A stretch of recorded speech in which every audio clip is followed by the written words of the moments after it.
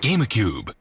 So Nintendo recently had another indie world, and I didn't have a meltdown about it or pretended it was the end of the world, because I play more games than just Bing Bing Wahoo. But genuinely, I won't act like Nintendo's content release strategy hasn't been a little bit strange. I definitely do find it bizarre how they're just not showing anything about the future of the Switch 2 beyond just what's coming in the next 2 months. And I do think they definitely need to be more responsible about that, considering, the Switch 2 isn't even a year old yet. You kinda need to have more reasons to get people hooked into the ecosystem. But at the end of the day, as someone who already has a Switch 2, as long as there are consistently good games coming out from any publisher, I really couldn't care less if I'm not seeing the color red on the screen. And Indie World in particular is something I don't particularly think about that much until it actually happens, and I'm really pleasantly surprised. I'm 27 years old now, and I came to an epiphany not too long ago where I feel the older that I get, the more my tastes in gaming align with that of the indie space, because they're the ones that are genuinely trying so many creative and new ideas that are too much of a financial risk for AAA and AA studios to take. That, and also not charging their games at $70 or $80 for no reason, is definitely a bonus. So I was definitely pretty curious with what they were going to show here, and honest to God, this is easily the best presentation Nintendo has had in 2026 so far. Every single indie game that they announced for the Switch and Switch 2, whether it be stuff that's been on other platforms for a while, is being released and date with other platforms, or just full-on exclusive titles, all look of quality. Not a single one of these games do I think looks bad, which is incredibly impressive for any Nintendo showcase, honestly. I came out of this presentation with at least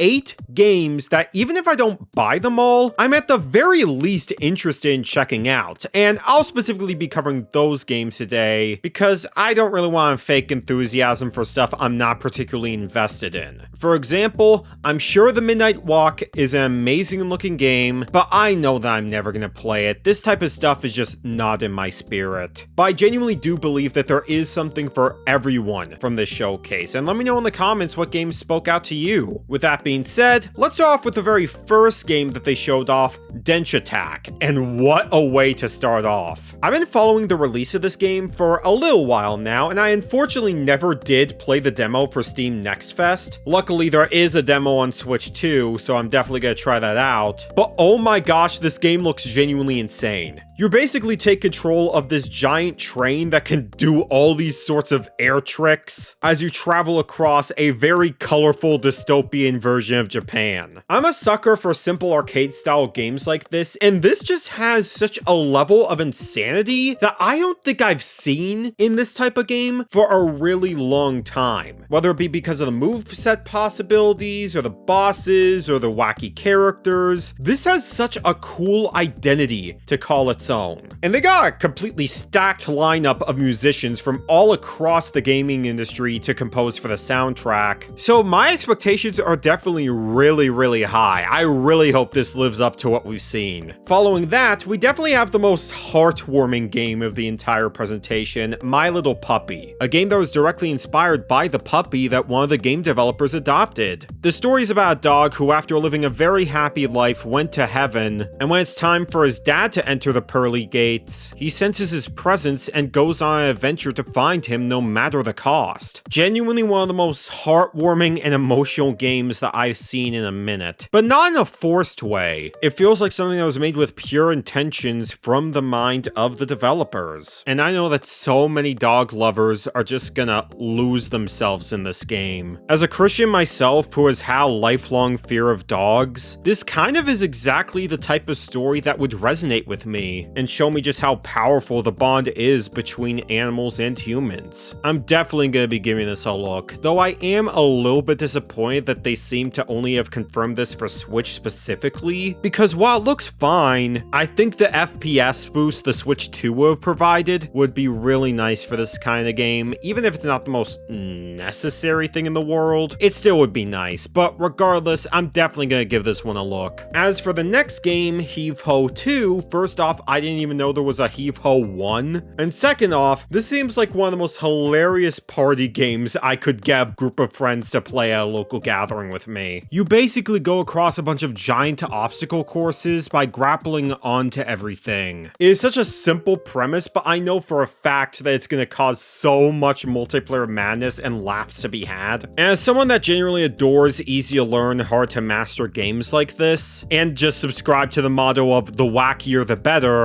this one has definitely got my eye. As for a much more low-key game, another game that caught my eye is Woodo. It's a puzzle game where you essentially fit a bunch of stray pieces together to make these really beautiful dioramas. The art style looks like I would genuinely be able to see these types of dioramas in real life, and I wouldn't be able to tell the difference. And the characters and set pieces just look so freaking cute and lovable. They basically remind me of the claymations a lot of YouTubers would just make in their spare time. So if I'm the type of person that wants to mellow out after a long day, but still want to use my brain for something, Woodo would definitely be one of the first games I would think of. Now, I'm not really a twin-stick shooter kind of guy, but Mini Shoot Adventures looks like it's taking that classic formula and twisting it enough on its head that genuinely does pique my interest. They basically turned it into an open-world adventure game, and the map looks dense enough so that every little place you look, there is something interesting to find, and I love that. And the art style has a really unique cartoony flair here, kind of like a pop-up book, and I love the color choices. So I'm definitely gonna look more into this before I decide to buy it. Another genre that I'm not particularly that well versed in are first-person shooters, so I was really surprised when Dead Zone Rogue caught my attention. It's an FPS that takes place on a giant spaceship filled with tons of robots you gotta kill, but also a roguelike since you go through all these different rooms and get different upgrades for each and every run. As someone who's become a lot more fascinated with roguelikes as a genre ever since I first played Balatro, that mix of luck and strategy where you never know what you're gonna get and trying to figure out what's the right build you should go with in order to make progress has become such a satisfying gameplay loop for me. And I enjoy this type of atmosphere in sci-fi as well. It's very dark and dense, but not super scary, so that's putting me off. And the fact that it supports multiplayer as well, again, I can just imagine the amount of hilarious situations I could get into with friends in this game. I don't know if I'll pick this up on Switch 2 in particular, just because one, it looks like it's running at 30 FPS, which isn't the most ideal for an FPS. Oh my gosh, I literally just realized that both first-person shooter and frames per second abbreviate to FPS. This is gonna get really confusing. Okay, 30 frames per second is not exactly the most ideal way to play a first-person shooter. That's what I'm trying to say. And while mouse controls with the Joy-Cons too are nice to have, it doesn't beat a mouse and keyboard for these types of games in my opinion. But still, I'm definitely interested in trying this one out. We got a sizzle reel near the end of the presentation, filled with a bunch of games that didn't get their own dedicated spotlights, and the one that stuck out to me in particular is Inconbini, One Store, Many Stories. It's basically a game where you're working at an old-fashioned Japanese grocery store, and you have to organize items around the place and talk with customers along the way. As someone who did go to Japan back in 2025, I was funnily enough invested in the 7-Elevens that they had there. The amount of stuff they were serving and what they were serving at those stores was just so freaking cool to me. And while I highly doubt I will ever work at a Japanese 7-Eleven in my life, this is just a hunch I have, hold your shock. This is the type of game that really fascinates me, so I'm definitely gonna be looking more into this one. And finally, the last game that I want to talk about today, revealed at the very end of the Direct, is